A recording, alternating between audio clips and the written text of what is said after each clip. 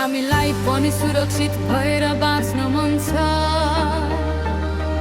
डर होइन, आफ्नै बाटोमा हिँड्न मन छ।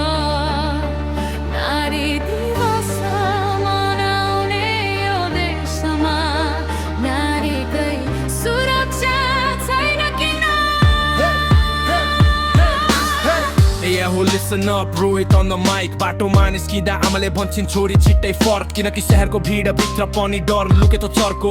कपडा होइन सोच बदल्नु पर्ने बेला आयो। सम्मानको भाषण धेरै भयो, सुरक्षा कहाँ पायो? हिँड्ने बाटो एउटै तर डर किन फरक? छोरी भएर जन्मिनु नै किन बन्यो यति गरौँ बोझ? कानुनका पाना छन्, आवाज पनि उच्च, तर न्याय ढिलो हुँदा पीडितको घाउ झन् दुख्छ। नारी दिउँसोमा फुल पोस्टर र शुभकामना, भोलिपल्ट फेरि उही डर उही पीडाको कहानी। माला होइन सुरक्षा चाहिन्छ, भाषण होइन व्यवहार चाहिन्छ। हामीलाई पनि सुरक्षित भएर बाँच्न मन छ। डर बिना आफमा बाटो रोज्न मन छ। नारी दिवस मनाउने यो देशमा नारीकै सुरक्षा किन छैन यहाँ?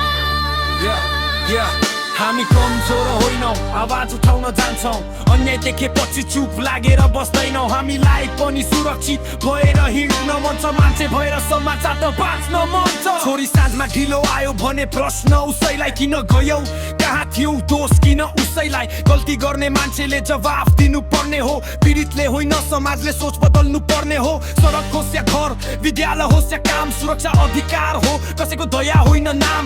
आवाज दबाएर समस्या कहिले हराउँदैन, सत्य बोल्ने मान्छेको साहस कहिले मर्दैन। छोरीलाई डर सिकाउने होइन, अधिकार सिकाऊ।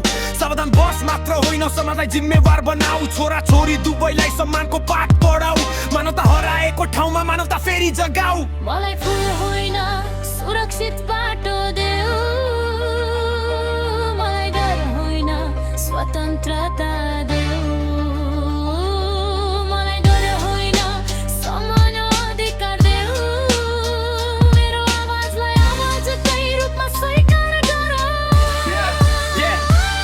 यो गीत एउटा प्रश्न हो, कसैलाई दोष मात्र होइन, परिवर्तनको सुरुवात हो। खाली आक्रोश मात्र होइन, सुरक्षित समाज बनाउने जिम्मा सबैको हो। नारीको सम्मान गर्ने संस्कार घरबाटै सुरु हो। न्याय चाहिन्छ, सुरक्षा चाहिन्छ, आफ्नो भविष्य रोज्ने स्वतन्त्रता चाहिन्छ। रात होस् वा दिन, बाटो होस् वा घर, डरले होइन आत्मविश्वासले चलोस् हरेक पाइला भर। आज नारी दिवसमा एउटा ग्रहण गरौँ, शुभकामना पोस्ट भन्दा अगाडि व्यवहार बदलौँ। छोरीलाई मात्र होइन, हरेक मान्छेलाई सम्मान, सुरक्षित समाज नै हाम्रो साँचो अभियान। हामीलाई पनि सुरक्षित भए